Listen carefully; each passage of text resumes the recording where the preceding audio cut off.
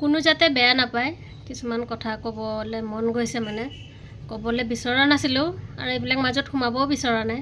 মানে একদম মানে আজি 9 দিনেই হ'ল, 19 তাৰিখৰ পৰা আজি 27 তাৰিখ হ'ল আৰু আমিয়ে নিজৰ ফেচবুকৰ পৰা নিজেই আঁতৰি আছিলোঁ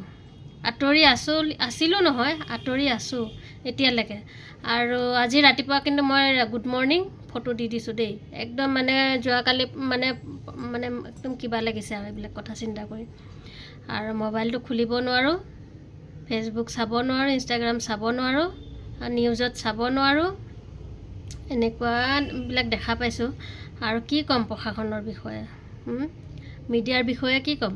এতিয়া মিডিয়াই কি কৰি আছে, মিডিয়াই এতিয়া আজি কি কৰি আছে, এতিয়াৰ পৰা, এতিয়া নহয় মানে আজি, মানে জুবিন দা যেতিয়াৰ পৰা ঢুকালে তেতিয়াৰ পৰা এতিয়া আজি কেইদিনৰ পৰা কি হৈ আছে, অকল জোনমণি ৰুণজুণৰ পিছে পিছে মিডিয়া এনেকৈ গৈছেগৈ।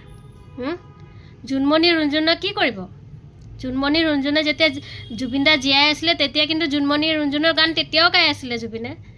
কিন্তু চিনাকি এতিয়াহে মানে আহিছে আৰু এতিয়া মানে ওলাব আহিছে জোনমণি ৰুণজুণত। কিন্তু জোনমণি ৰুণজুণক এৰি পেলাই মিডিয়াৰ আৰু কাম আছে ন। সিদ্ধাৰ্থৰ পিছে পিছে কিয় নগ'লে? সিদ্ধাৰ্থৰ পিছে পিছে কিয় নগ'ল? সিদ্ধাৰ্থৰ পিছে পিছে যাব লাগিছিলে। শ্যামকানু মহন্তৰ পিছে পিছে যাব লাগিছিলে। আমাৰ জনসাধাৰণে ইমান কষ্ট কৰিছে জুবিন দাৰ কাৰণে, ন্যায় পাওক বুলি পেলাই ইমান কৰিছে জুবিন দাৰ কাৰণে। আমাৰ জনসাধাৰণে কিমান মাৰ খাইছে, কিমানৰ মূৰ ফালিছে, কি হোৱা নাই?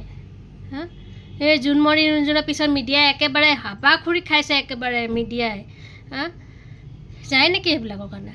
জীয়াই থাকোঁতে চিনাকি কৰি দিব লাগিছিলে। জোনমণি ৰুণজুণেতো আছে ঠিকে। জুবিন দা যেতিয়া গোটেইখিনি ফাংচনত যেতিয়া গান গাবলৈ যায় তেতিয়া প্ৰত্যেকটো হেৰিতে কৈ গৈছিলে, মই সেই দুজনী ছোৱালীৰ কথা তেওঁলোকৰ বাবে এইটো গান লিখিছোঁ বুলি। তেতিয়া কিয় মিডিয়া নগ'লে? জোনমণিৰ হেৰিৰ কাৰণে, জোনমণিৰ কাৰণে। এতিয়া জোনমণিৰ এতিয়া ইমান ডাঙৰ এটা কেছ, ইমান ডাঙৰ ঘটনা জুবিন দাৰ লগত ঘটি গ'ল, তাৰ ন্যায় বিচৰা নাই। সেই জোনমণি ৰুণজুণৰ পিছত পৰি আছে। কি চলি আছে এইবিলাক? নাটক। জুবিন দাৰ টুকুৰা টুকুৰি ভিডিঅ'টো আমি চাবলৈ পালোৱেই, গোটেই ফুল ভিডিঅ'টো নেদেখালে নহয়। ভিডিঅ'ত টুকুৰা টুকুৰি দেখালে, এইটো এডভাৰটাইজ নিচিনা দেখুৱাইছে, এইটো অকণমান সেইটো অকণমান, গোটেই ভিডিঅ'টো কিয় নেদেখালে? টুকুৰা টুকুৰি ভিডিঅ' চাই আজি 9 দিন হৈ গ'ল, টুকুৰা টুকুৰি ভিডিঅ' চাম আমি? কি চলি আছে এইবিলাক? টুকুৰা টুকুৰি ভিডিঅ' চাবলৈ আমি আছোঁ? মানুহে টুকুৰা টুকুৰি ভিডিঅ' চাই জুবিন দাৰ কাৰণে যেনেকুৱা লাগিছে, লাখ লাখ ৰাইজ ওলাই আহিছে। আপোনালোকে কি কৰি আছে? প্ৰশাসনৰ কথা নকওঁৱেই, পাইছে চাগে, এইটো নাপালে কোনোবাই এনেকৈ থাকে নেকি? যোৱাকালি দেখিছোঁ ন ভিক্টৰ দাসক কেনেকৈ ধৰি লৈ গৈছে। তেওঁৰ মাতৃ কান্দি আছে, মাতৃৰ পিছত লুকাব লগা হৈছে জুবিন দাৰ হৈ কথা ক'লে কাৰণে। সেইবিলাকক পিছে পিছে খেদি যায়। কোনোবা যদি TRP ল'বৰ কাৰণে যদি জুবিন দাৰ হৈ কিবা এটা কথা কৈছে, তেওঁক খেদি গৈছে, দৰ্জা ঢকিয়াই উলিয়াই আনিছে। দুজন মানুহ যে আমাৰ যে যিকেইজন আছে জুবিন দাৰ লগত লাগি থকা মানুহ, তেওঁলোকক কি কৈছে, একদম খোলা আসমানত এৰি দিছে। মানে আকাশৰ তলত, মুকলি আকাশৰ তলত ঘূৰি আছে তেওঁলোকে। মোবাইল টেগ কৰি ওলাব নোৱাৰে প্ৰশাসনে। ছিংগাপুৰৰ পৰাতো আহিছিলে জুবিন দাৰ লগতে। সিদ্ধাৰ্থক কিয় নধৰিলে? তেতিয়াতো ধৰিব লাগিছিলে। গৰিমা বৌয়ে ক'লে কাৰণে আপোনালোকে মানে একদম মানি ল'লে। গৰিমা বৌয়ে নিজে কোৱা নাই সেইখিনি কথা, গৰিমা বৌক ক'বলৈ কৈছে। নিজৰ মানুহটোৰ কথা তেনেকৈ ক'ব? গৰিমা বৌয়ে ক'বলৈ দিছে সেইখিনি। গৰিমা বৌ ইমান বুৰ্বক নহয়, জানে।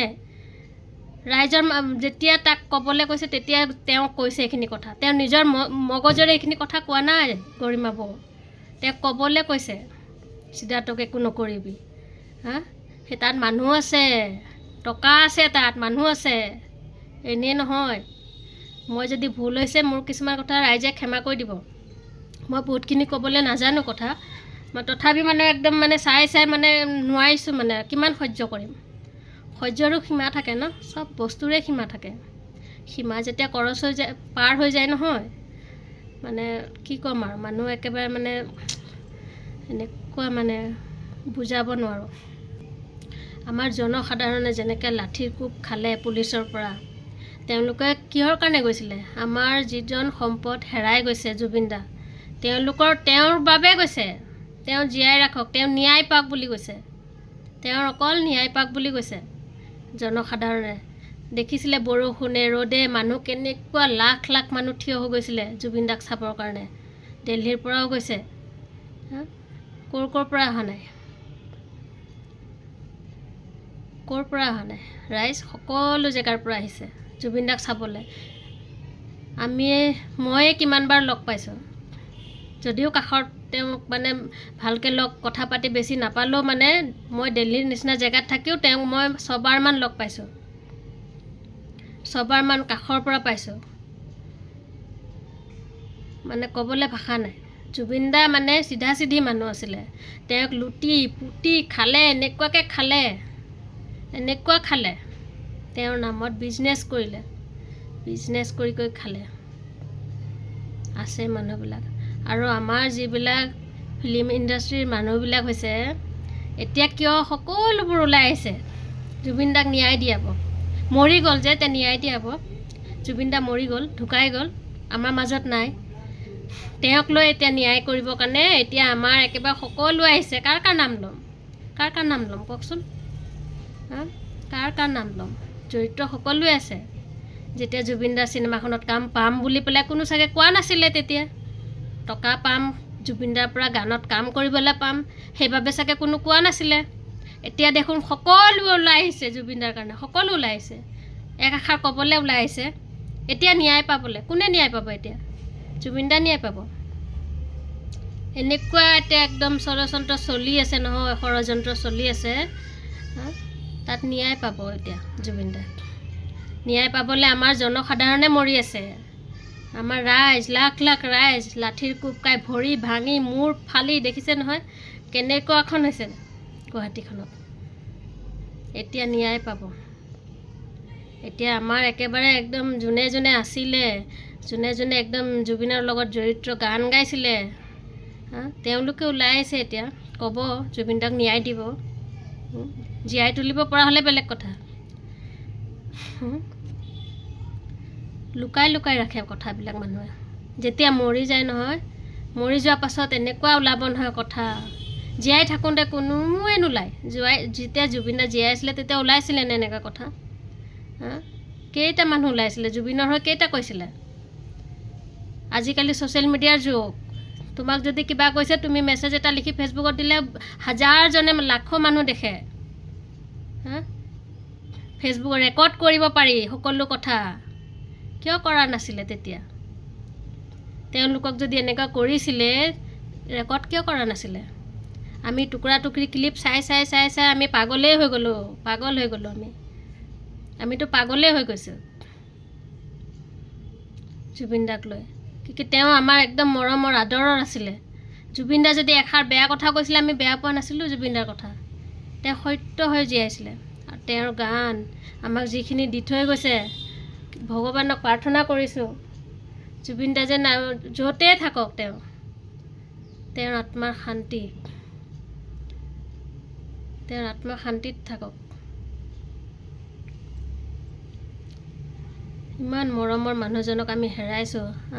এতিয়া আমাৰ পুলিচ প্ৰশাসনেও এতিয়া দুজনক এৰিয়েই দিছে। একদম কি ক'ম আৰু আপোনালোকক, ভাষাই নাই ক'বলৈ। কথা মই বহুত ক'বলৈও নাজানো, মানে ক'বলৈ বহুত বিচাৰোঁ, কিন্তু মনৰ পৰা বহুত কথা নোলায়। বহুত কথা নোলায় ক'বলৈ বিচাৰোঁ, বহুতখিনি কথা আছে ক'বলৈ, মানে নোলায় মুখৰ পৰা, বহুত কথা নোলায়। আৰু যিখিনি কথা কৈছোঁ, বেয়াও হ'ব পাৰে কিছুমান কথা, মই ইমান ভালকৈ বুজাই ভালকৈ ক'বও নোৱাৰোঁ। আমি যাতে তেনেকুৱা নহয়, আমি ঘৰ গৃহিণী, ঘৰত থকা মানুহে, হাজাৰজনৰ লগত ঘূৰি নুফুৰোঁ ইমান, বা বহুত কথা নাজানিবও পাৰোঁ। কিন্তু চাই এনেকুৱা লাগিলে নহয়, আমি ফেচবুকত, মইতো আজি কি ক'ম আৰু, নোৱাৰিছোঁ সহ্য কৰিব নোৱাৰিছোঁ আৰু জুবিন দাক লৈ নোৱাৰিছোঁ আৰু কেতিয়াও। এতিয়া জুবিন দাৰ বৌক লৈ এতিয়া লাগিছে গণ্ডগোলটো, ক্ষীৰত সেন্দুৰ লোৱা। জুবিন দা কৈ গৈছে ন, গানত লিখি থৈ গৈছে তেওঁক লৈ, তেওঁৰ ইচ্ছাৰ কথা এইটো। তেওঁৰ ঘৰত আছে নহয়, ডাঙৰ সৰু মানুহ আছে নহয়, আমি ক'বলৈ কোন? মানুহ কেতিয়াও মানুহৰ কথা নজনাকৈ আৰু মানে ক'ব নালাগে কিছুমান কথা। আমাৰ কি হয়, আমি যদি মিডিয়াৰ আগত কান্দিছোঁ, আমাৰ পিছফালে একদম লগতে কৈ দিব। আমি ছ'চিয়েল মিডিয়াত যদি কান্দিছোঁ, মোৰ কন্দা ভিডিঅ' চায়ো মোক কৈছে মানুহে, ছ'চিয়েল মিডিয়াত বোলে এক্টিং কৰিছ। আমি এক্টিং কৰি কন্দা নাই, সেইটো আমাৰ অন্তৰৰ পৰা ওলাইছে, মনৰ পৰা ওলাইছে, সেইকাৰণে কান্দিব পাৰিছোঁ। আপোনালোকৰ মনৰ পৰা ওলা নাই। আপোনালোকৰ আছে হৃদয়খন টান, আমাৰ হৃদয়খন টান নহয়, আমাৰ হৃদয়খন কোমল হয়। জুবিন দা যেনেকৈ খোলা মনত কৈছিলে তেনেকুৱা, সেইকাৰণে আমি জুবিন দাৰ হৈ কান্দিবলৈ পাৰিছোঁ। ছ'চিয়েল মিডিয়াত দেখাবলৈ আমাৰ বেয়া লগা নাই কান্দি পেলাই। কিছুমান যে আছে মানে মুখত এটা পিছফালে এটা, তেনেকুৱা নকৰিব। তেনেকুৱা কৰাটো ভালো নহয়, মানুহে জানে। মানুহ কন্দাক লৈ হেৰি কৰিব, যাৰ যিটো নিজৰ মোবাইল, নিজৰ কথা, নিজৰ মোবাইলত নিজৰ ৰেকৰ্ড কৰা, সেইটো নিজৰ কথা। ছ'চিয়েল মিডিয়াখন হৈছে তেনেকুৱা। ছ'চিয়েল মিডিয়াৰ কাৰণে এতিয়া সকলোৱে চাবলৈ পাইছোঁ, দেখা পাইছোঁ। আগৰ দিনৰ হ'লে পাইছিলোঁ আমি। মানুহ এজন ঢুকাই গুচি যায়, সকাম পাৰ হৈ যায়, তাৰ পাছত গৈ পেলাই চিঠিখন পাইছিলে, বোলে আমুকাই ঢুকালে। খবৰ ল'বলৈ যেতিয়া আহি পায়, সকাম নিকাম পাৰেই হৈ যায়, আমুক দিনাই ঢুকালে। চিঠিখন গৈয়ে পোৱা নাছিলে, গৈ নাপায়। আৰু আজিকালি ছ'চিয়েল মিডিয়াৰ যুগেই হয় এইটো। ছ'চিয়েল মিডিয়াৰ যুগততো হ'বই এইখিনি। আপুনি ইয়াত ঘৰত বহি আন এজনৰ লগত কথা পাতিব পাৰে, দেখিব পাৰে, চাব পাৰে কি হৈ আছে। ছ'চিয়েল মিডিয়াৰ যুগেই এইটো। কিন্তু আগৰ দিনৰ নিচিনা দিন নাই, এতিয়া সলনি হ'বলৈ হৈছে। জাগক সকলোৱে, ন্যায় দিয়াব লাগে, আমাৰ জুবিন দাক ন্যায় দিয়াব লাগে। যিকেইজন লুকাই আছে ধৰি আনি এনেকুৱা কুকুৰ পিটন দিয়ক নহয়, তেওঁক কুকুৰ পিটন দিয়ক, চেণ্ডেল পিন্ধা মালা গাঁঠি চুচৰাই নিয়ক, তেনেকুৱা পিটিব লাগে। আৰু পুলিচৰ হেৰি নহয়, ৰাইজৰ মাজত গতিয়াই দিব লাগে। জুবিন দাক যেনেকৈ যে দিছিলে পানীত, জুবিন দাক চাবলৈ যিজনে লৈ গৈছে সেইজনে চোৱাই নাই জুবিনক। নিজৰ মস্তি, নিজৰ নাৱত উঠি এনজয় কৰি আছে। বেলেগে যদি চা বুলি কৈছে, হাত দেখুৱাইছে এনেকা, মৰক এৰি দিছে। সেইজনে কেনেকৈ ঘূৰি আছে মুকলি আকাশৰ তলত, ঘূৰি আছে, এনজয় কৰি আছে। টকা ঘটি লুটি জুবিন দাক শুহি পেলালে, শুহি খাই শেষ কৰি পেলালে, মৰিবলৈ এৰি দিছে। জুবিন দাক মৰিবলৈ এৰি দিছে। তেনেকুৱা মানুহ থাকে। গৰিমা বৌ যদি লগত গ'লে হয়, নিশ্চয় আমাৰ জুবিন দা ঘূৰি আহিলে হয়। গৰিমা বৌ সেইখিনিত আছে কেপাচিটি, আৰু গৰিমা বৌয়ে জুবিন দাক আজিলৈকে এনেকৈ ৰাখিছে। সেই কুত্তাকেইটাৰ ওচৰত যদি পঠিয়াই পেলাই এনেকুৱা হ'ল, গৰিমা বৌ কাষত থাকিলে জুবিন দা নুঢুকালে হয়। সেই কুকুৰকেইটা লৈ গৈ মাৰি পেলালে জুবিন দাক, পানীত ঠেলি মাৰি পেলাইছে। সেইটোৱে হ'ব। মানুহে যেতিয়া বেমাৰ এটা হৈ আছে, তেওঁৰ চিজাৰ হৈ আছে, তেওঁৰ দেখোন ডক্তৰে মানাই কৰিছে, জুইৰ পৰা আৰু পানীৰ পৰা আঁতৰাই ৰাখিব দিছে। তাৰ পাছতো কেনেকৈ পানীত লৈ যাব পাৰিলে? প্ৰগ্ৰাম আছে, ৰেষ্ট দিব লাগে, শুব দিব লাগে, কি কৰি আছিলে? আপোনালোকৰ ওচৰত ক্ষমা বিচাৰিছোঁ দেই, মই এইখিনি কথা কোৱাৰ কাৰণে কিবা যদি ভুল হৈ গৈছে, আৰু আপোনালোকে ক্ষমা কৰিব।